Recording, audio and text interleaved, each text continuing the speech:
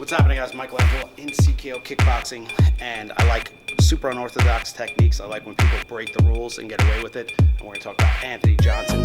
Okay, if you look at Anthony Johnson, who's fought at, I think, at lightweight. He's fought at middleweight. Now it was heavyweight. Now he's back at light heavy.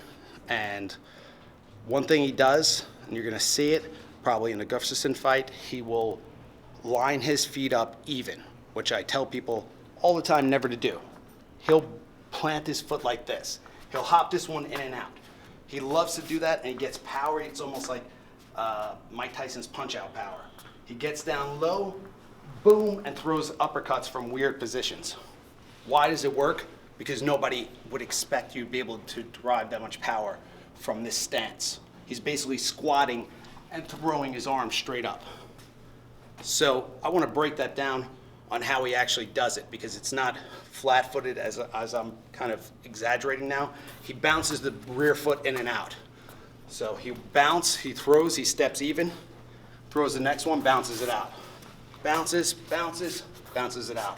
1, 2, bounces it out. Harder to do with this bag, but basically he's got the target against the cage. In this case, Nogueira.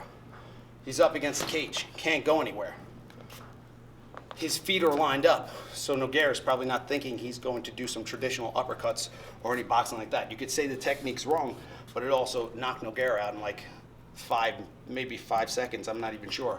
So he's basically bopping this foot in and out, even if he doesn't realize that that's what he's doing.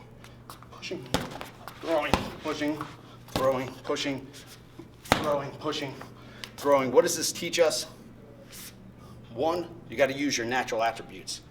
He can hit hard with his feet in all weird positions. So if I was going to break it down and say, listen, no, the sensei said we should just stand like this. No, you can eliminate rules. You can find wormholes. You can find trapdoors into other areas where you're superior at by breaking a lot of rules. And the more you see standardized technique, as we've seen with Thai fighting, we went through an era early on, taekwondo, sideways stance, karate, kung fu, sideways. Then Thai boxing really came in.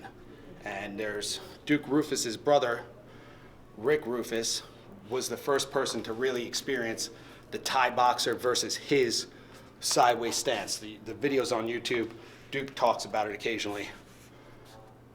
That was when you saw the superiority in the Thai boxing, because they weren't used to it. That's really why it worked so well. They just weren't used to that stance, that amount of low kicks. So what's happening now is that so many people learn the Thai stance. What's coming back? Kung Fu, karate, taekwondo stances, where they're longer, right? They're in a position where hook kicks and side kicks are a possibility, spinning back kicks are a possibility. When you're lined up straight, you have an additional transition to get to your side kick, right? But if you're lined up sideways, then your side kick's right there. When you're lined up straight, you have an additional step you have to do for a spinning heel kick. When you're lined up sideways, transition's closer. What does that mean? It just means that when the human eye sees a different pattern, even if you're experienced, it throws you off. So by changing the pattern just a little bit, by changing the way you do things and making it a little unorthodox, you can pay for it, sure, but you have to work through your attributes. If you're super fast, you got to use your speed. If you're super strong, you want to use your power. If you're long, use your reach. If you're small, use the fact that you can get in and under people. It's no different in the striking game. It's an arms race. This is the fun of MMA. You get to see different principles applied, and then we can just pull them apart and have fun with the techniques, pick up and learn the techniques. Ultimately, your goal through, say, this motivational striking thing that I'm doing with you, which is I'm trying to motivate you. I want you to have a better life. If you're not going to be a professional fighter, I highly recommend you not get beat up in the ring for free. But if you're going to get paid, that's a different story. Either way, these techniques are going to work for you. Instilling confidence, make sure that you can strike. I love chaos in striking because that's the most realistic form that you should be training under. So when you take my class, even if you take my audio classes, you're like, this is chaos. But the point is, the chaos makes you shine. It makes you find harmonies in the combinations, in the striking, where you can lock up easily when things go awry, which they will when you're just practicing your 1-2 standard technique. So if anything, deviate from the standard and keep on rocking.